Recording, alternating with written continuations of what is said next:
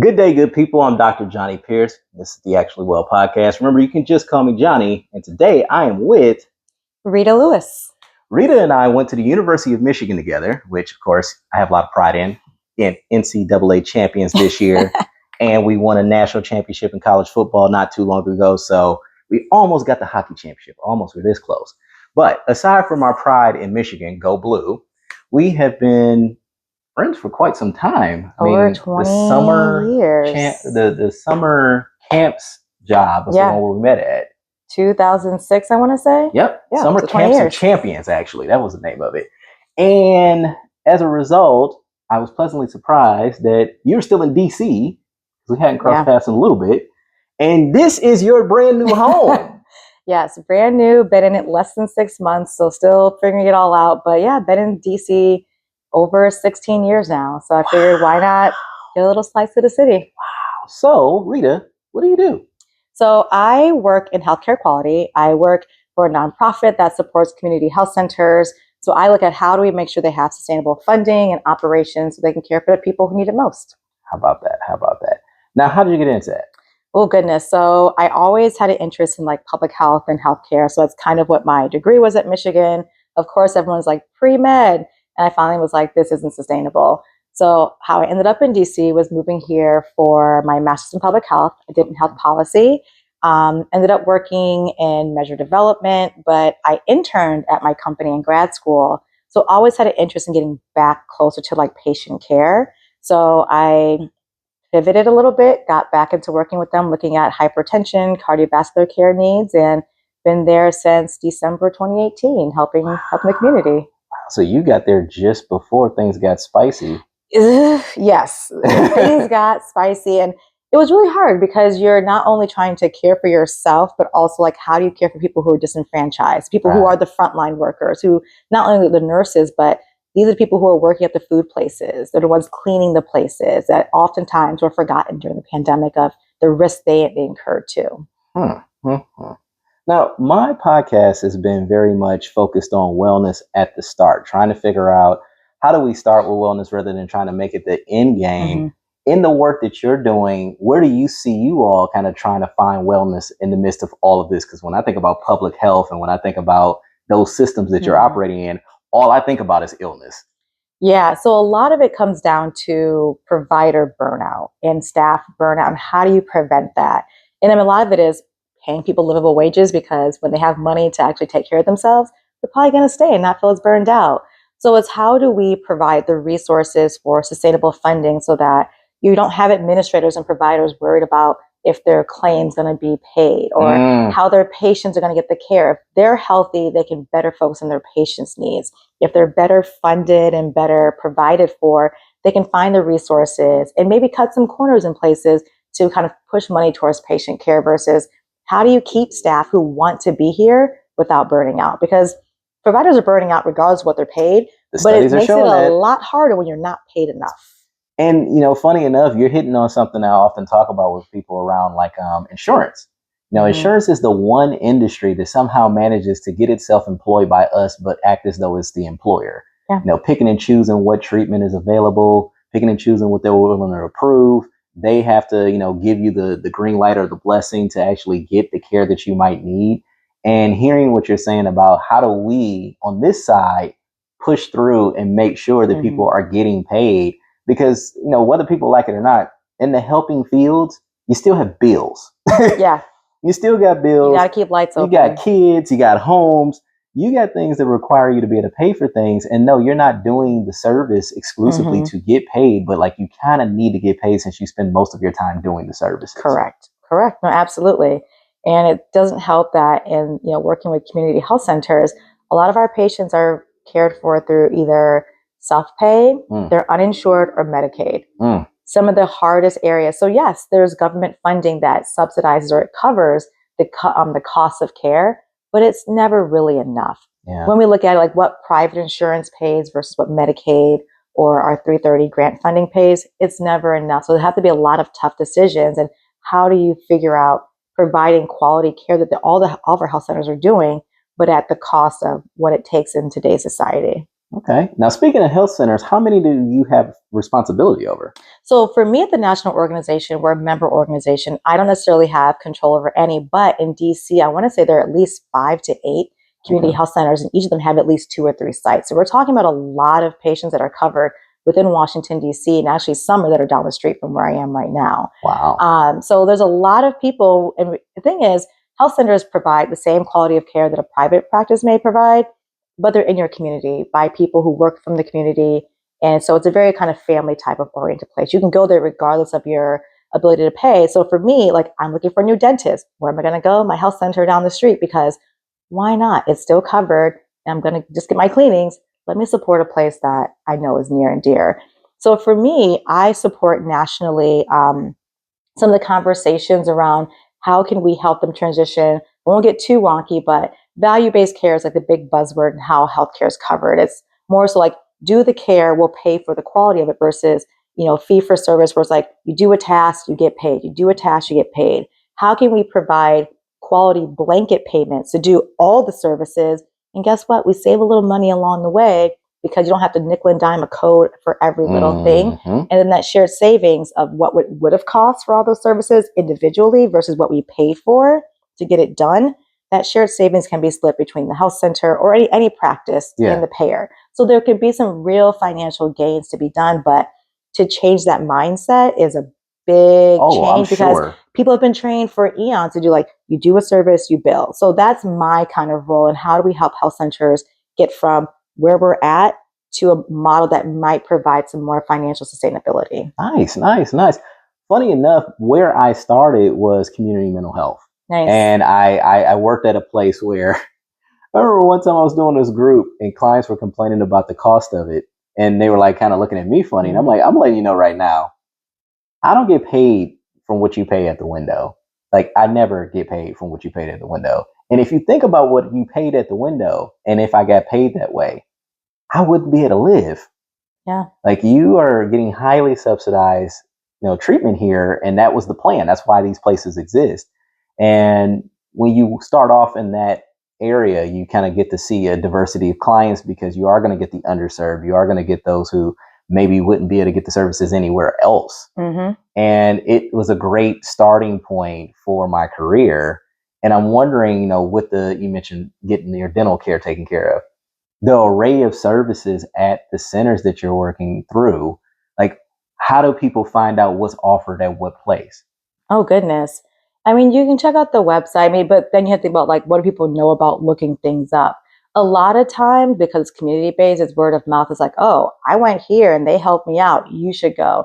So when you think about like, grassroots conversation, the people you're trying to reach, a lot of it's word of mouth. Mm. And then once you're there, it's like, okay, hey, you're here. What do you need? Let's get you everything you need. So it's kind of like in that sense, like word of mouth. I think, at least in my opinion. Okay, I like that. I like that.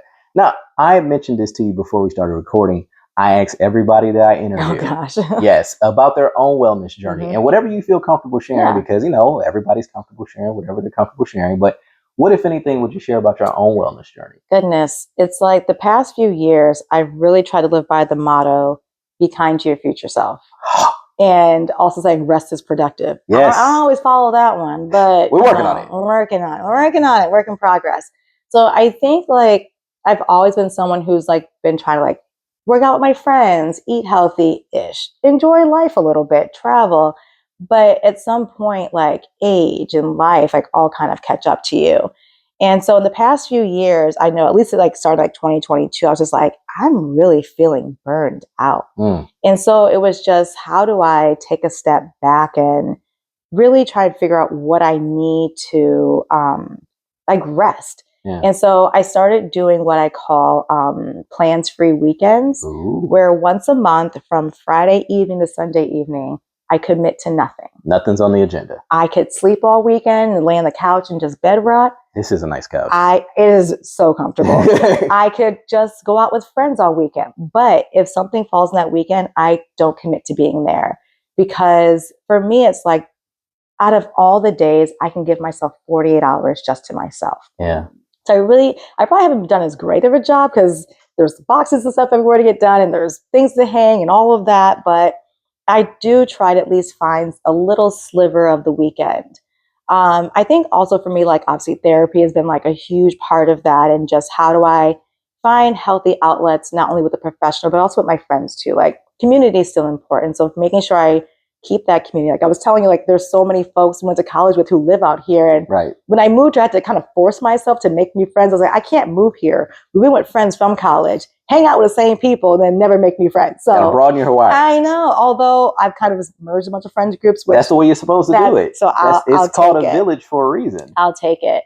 But no, I think a lot of it is just coming down to being mindful of the words that I say about myself too. Yes. Because even just now, like I spilled something before you walked in the door. I was like, oh my God, how stupid was that? I was like, wait a minute. No. Right. You made a mistake. Right. Grace. You can fix it. Right. We're not going to do it again. Okay. And that's it. But I think a lot of it has just come down to finding healthy outlets and sometimes allowing myself to feel the feels. I think one thing I haven't shared with you, so don't jump when I say it, but like I think part of that journey from like 2022 until now was also like processing grief a lot of ways. Like it's like my mom had passed away like 3.5 years ago. Oh, I'm sorry to hear that. Yeah. So we'll catch up on that later. But it really taught me like how to like let people in. Because there were days when I was like, I can't clean, like I can't function. So I would just call friends and be like, can you come help me clean my apartment? Yeah. And they would come over and be like, oh yeah, you're not well. Yeah. And they would clean it and we would just sit and I would be like, okay, I have a clean space and I can think and I can feel. And so a lot of that is just not having to do it all on your own, finding that time to give yourself grace, being kind to yourself and getting the rest. I think those are the things that I've really found that when my brain feels frazzled, it's like, okay, let's take a step back. Am I sleepy? Am I just lonely? Do I just go for a walk and just take a step back? I mean, there's so many more things, but like Rita, I'm chuckling because it's getting to a point now. This is going to be the 15th interview that I release of 16 over the month of May. I have sat with 16 different women from different walks of life with different backgrounds, different professional careers. I'd say at least 75% have mentioned sleep. Yeah. And have mentioned how important sleep is to their wellness. Yeah. And the second episode I did of the podcast was about sleep. It probably was not the most thrilling topic for people. That probably wouldn't have been like, I had an intro and then I had a sleep podcast. Like I'm talking about sleep. And I had to do it because in my estimation, sleep is the foundation of success. Yeah. Like I don't know anybody who's well if they don't get rest. Yeah. No, absolutely. Like period. I mean, and we're at an age where like, I mean, think about we're either 40 or turning 40 at this point. And I have friends who are older, like for women, like the whole perimenopause, menopause conversation, the number one thing they say, if your body is not well rested, your cortisol, your hormones out of whack. So that has been the one thing which has been a struggle because we went to Michigan, we stayed up late, we did all the things, we pulled all-nighters. And I'm like, I can't do that anymore. But I got things to do. Like, who's going to do this? So I've had to really just say, be disciplined. And I've kind of created like a little acronym for myself when I'm like, okay, if I want to get healthy and we're getting the jewels now. I know. So in my mind, I have like, it's called the swim method. Number one, the S, sleep. Once again, the W is more of like weightlifting and walking. Am I physically fit? Okay. And the I is like intake management. Am I drinking enough water? Am I watching what I'm eating? Am I overeating? Am I undereating? And then the M is the meditation and mindfulness. Huh. So, and I keep swim. So it's just swim. It's just the swim method, and that's it. Because guess what? You just keep swimming. Just keep swimming. Just keep swimming. Just keep swimming. So that's kind of how I've in the past year been trying to say, okay, if I'm doing these 4 things, I'm gonna be okay. And usually when I'm cranky, I'm like, have I drank my water or slept? Very easy question. And I'm like, I just need a nap. Need a nap. It's like Snickers commercial. I'm not hungry. I'm tired. I need a nap. You're not you when you're tired. No. And nobody needs that in their life. Nobody needs that. Right. So that's kind of been like how I really tried to embrace wellness. It's just like, we're at a point where we're all managing so much, like our careers, our lives, our relationships, families. And it's just like, if we're not well rested, we're not thinking clearly. We're not making sound decisions. And then what happens to the things we choose and the consequences that come. And sometimes just go to sleep. Go to sleep. Go to sleep. Go to sleep. It's like, go to F to sleep. It's like, sometimes like, that's a children's book, but sometimes children's books have the lessons that adults need. I had somebody else bring that up in the interview where they're talking about so many of our basic needs, when someone's small or when we're in care of them, like we make them paramount. Mm-hmm. And then as we age, as we become adults, we kind of let these things fall to the background, and they time and again are the epicenter for where things aren't going well. Even the stress that we have to deal with in a day-to-day life. When you're well rested, well fed, well hydrated, that stress doesn't land the same way. You have more resources to work with. Yeah. And that's, I think, part of why I feel like my career work is so important, because we're talking about people who, unfortunately, sleep is a luxury because you're having long commutes. Like, we live in this area where it's expensive.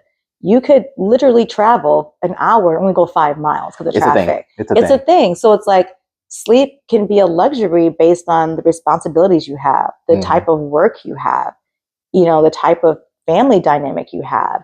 And for me, the soapbox I will always harp on is we all play a role in society, whether you are the executive or the person picking up the trash out of their office. You're creating an environment for them to work and think to provide.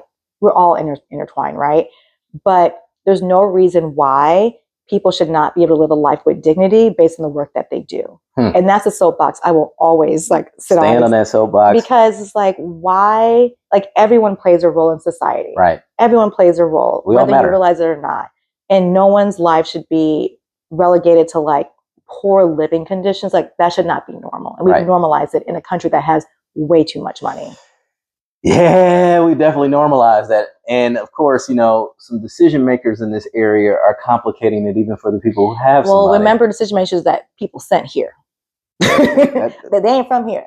Y'all, people sent them here. Keep that in mind. Y'all sent them here. I don't care what side, y'all sent them here. Fair. Very fair. Very fair. Very fair. But that being said, thank you, one, for sharing. Obviously, everybody shares their grief how they share it, and I'm thank you for sharing it with me now. But while you were sharing that, I was thinking about you as a whole person and all the different identities that encompass you as Rita Lewis.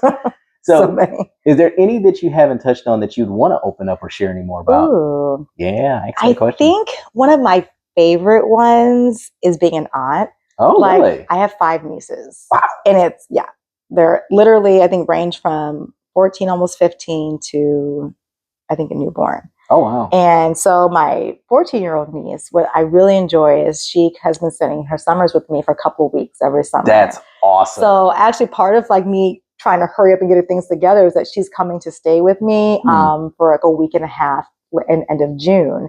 So, and it was really super special because after Christmas this year, we were all in Chicago, and she flew back with me to spend a week between Christmas and New Year's. So she got to see my house, and she got to help me pick out paint colors. She'll be pick out this couch and the couch upstairs. So it'll be really exciting for her to see all the things that she saw with that blue color on the walls. She saw the blue colors, no light. Rita did not like the color of the walls. They are no longer blue, as you can see. I got to see it in a closet. It was not a flattering color blue, but this disturbed her to her core.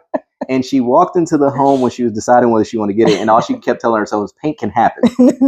Yeah. It is a thing. So I'm really looking forward to her being able to come see my house, because she's seen my old small apartment, and her to see this house because she was so excited. Yeah. And then the niece right below her, oh my gosh, she came, I think, after 2 weeks because my sister came to visit with her, and she loves swimming. So I'm excited for her to come and swim in the pool. And I got my pool passes, so she can't yell at me when she comes. I have her pool pass. We already ready over here. They're already ready. I don't need them yelling at me. There ain't even water in the pool yet. We are already ready. Oh my gosh. But no, I think being an aunt to not only my biological nieces, but also my friends' kids is a really special role for me. Rita the aunt. Oh my gosh, there's kids everywhere. I'll say when I mentioned you to my oldest daughter, she's like, "Oh, like Rita's." And I was like, I've known Rita this whole time and I've never made that connection. Never, not one time. But, that's the cleverness of a 12-year-old girl. Look, another soapbox I will always stand on, and I hope Rita sees this, that anyone with the legal name Rita should get free Rita's water ice. I've tried, and they kind of look at me funny, but I'm just saying. Seems like a fair thing. At least, maybe in the summertime, something. Give us during our birthday month. I'll take that. But Rita's Water Ice, if you're listening, I'm ready to talk. I'm going to tag you guys in this. I'm going to tag Snickers in this because we've been doing this podcast for a while and I ain't got no sponsorships yet. And I'm not doing it for the sponsorships. I'm doing it for the love. But, I also love getting things. So sponsors, Rita's, Snickers, we are here. Serta, don't forget Serta. I actually plugged you hard in that second episode and there was bonus content. I'll even mention, if you want to use sponsorship, this couch is Joybird. I literally have the 2 couches I have are both from Joybird. These are my 3rd Joybird purchases. I didn't even know Joybird exists, but you're on the list too now. I honestly spent way too much time in the store on 14th Street, but were you just laying on all the couches? Literally laying on the couches. We had swatches over all the floors with all the paint colors. So been very happy with this purchase. Well, as someone who started off their life of not caring about children much at all, because I didn't care for little kids at all, even when I was a small child. I remember walking down my elementary school, preschool actually, and the teacher's like, "You're just a little old man, aren't you?" And I was like, "Yep." She's like, "Why don't you like the other kids?" I was like, "Because they stupid." And God help me. But my niece, funny enough, was the first kid. As a matter of fact, I think you probably bumped into her at some point in time. She would be at Michigan with me from time to time. And now she's a grown woman, 25. She's 25. Oh, God. I was 15 when she was born. She's 25. As of July, she will be 25. It hurts my heart. Yeah. It hurts my heart. Yeah. Oh, that is... They get there. Well, it's crazy because even seeing my oldest niece, I'll see pictures of the youngest one and I'm like, wait, who is that? Because I'm used to seeing her at that age. And I'm like, whose child is this? Yep. Because them babies grow up. I'm just, it's mind boggling. But I always say, usually when they say something crazy, they're usually not wrong. And it's like, wrong. I can't get mad at them because we taught them to be critical thinkers. And then when they ask questions that annoy us, it's like, it's not a bad question given their brain. But like, why you got to play me like that? Like, come on. Like, jeez. They coming for your neck, huh? They come for your neck and don't even mean to. But then I'm like, I got to answer the question because it's a valid question. Well, see, that's the difference between an aunt or an uncle compared to a parent. Yeah. A parent quickly realizes some questions don't need to be answered. You just kind of hear it and the kid waits for you to respond and you're just like, keep on driving. Just keep swimming. Oh, no. There are times I'm just like, I'm saying, y'all, please be quiet. I'm like, can y'all find something else to do? Because then try and gang up on you. And it's like, wait a minute now. Hold on. Well, it's 5 of them, right? Yeah. That's a lot of people. Yeah. Do you only have one sister? I have a sister and a brother. Okay. All right. At least multiple people are producing all these people. That's a lot of human beings. Yeah. I'm closest to 3 of them. And oh my goodness, the one who's turning 3 this summer, oh my gosh, she's such a spitfire. Like she'll walk around with the biggest confidence, like biggest smile, like nothing can get her down. I'm just like, sweetheart, keep that energy. Don't let the world destroy you. Please keep that energy. Because, well, you know what? Having an aunt like you, having the village that she got around her, that's what's going to help her keep that big smile and keep that big confidence, because you guys are going to keep pouring life into her and letting her know, like, yep, you everything you think you are and more. Yep. And they all know they have a place in DC. They can come and hang out. I'm like, who gets to say they go spend the summers in DC all the time? How about that? I know. How about that? You're that aunt now. I am. I'm the cool one who takes them everywhere, and then they make me broke. The kids ain't cheap. No, they are not they're not cheap at all. But it's wild. It's wild to think that at the summer camps of champion. No, it wasn't the summer camps of champion. I'm thinking about a program I did. Okay. The summer camps that we did. COC was all we had at that summer camps of champions. But like, the work that we did, that was the summer after sophomore year. Yep. To think about where we were as people then. I know. And here we are now. I know. How much life has happened? A lot of life has been lived. More life than can be captured in this podcast. Indeed. So if people want to keep up with you, they want to reach out to you professionally, or they want to follow you, what, if any, avenues should they take? Yeah, I'm that person who I have social media, but all my friends say, like, why are you never on it? So the best place to catch me professionally is on LinkedIn. There we go. You can Link find in the description. me, Rita Lewis. I'm right there. Might be several of us, so I'll make sure it gets the link to my exact profile. Oh yeah, I got it, because we linked in. Yeah, how many people am I linked into thanks to the University of Michigan? Oh my gosh, it has been. I tell people, like, undergrad, go where you're going to have the best experience and the best networking and the best ability to expand your life horizons at the best cost. And thankfully for in-state tuition, Michigan did that because I only left with $11K worth of debt from Michigan. That's amazing. Yeah, I definitely have more than that. But comparatively, what I left with, what people spend in 1 year for college. Now I was like, oh, I will take my little check. When we went in, the tuition was $18K. Then it went up to $19K. Then it was $21 and $22. Well, remember that was including housing, so tuition itself was actually between $7 and $9K over the time. So that because you could live a cheaper lifestyle and your costs could be cheaper than that. I lived on campus all 4 years. I was a resident advisor for 2 of them. I was a work study student all the time that I was there, including being a research assistant for the first 3 years. I was doing everything I could. Same. Like everything. Summertime, summer camps, we had our housing covered. I always worked another job. I was taking classes. And then I think at one point I lived off campus with my friends. But we're a family. We were close. We did groceries together. We shopped and cooked together. We carpooled the campus together. We picked each other up. That's kind of what we do even now. A bunch of us have bought houses recently. I'm like, hey, I have this extra thing. Do you need it? And we're just kind of creating our own little family community, despite being across the country from our own. That's beautiful. That is beautiful. Well, Rita, thank you for making time. You're welcome. And space in your home. I know. Your lovely new home. I have more space. 3 months in. I know. And I get to get a nice interview with you in your home. Shining in your destiny. I know. And the lights that you put in the ceiling. Oh, thankfully. I promise when you come back, there'll be photos on the wall. I'm not like a serial killer. Absolutely. And on that note, this has been the Actually Well podcast. Thank you for watching. Please click like, share, and subscribe if you haven't already. Hit the notification bell, let you know when the next one's going to drop. We've been dropping them every other day for the month of May to celebrate Women's Mental Health Month. A lot of amazing women have been kind enough to spend a little bit of time with me and share a little bit about them. Hopefully in the comment section, you can pick up on something, share about, hey, how you related to this or you learned something. We love that kind of interaction down there. We love the likes and we love the comments. Do it.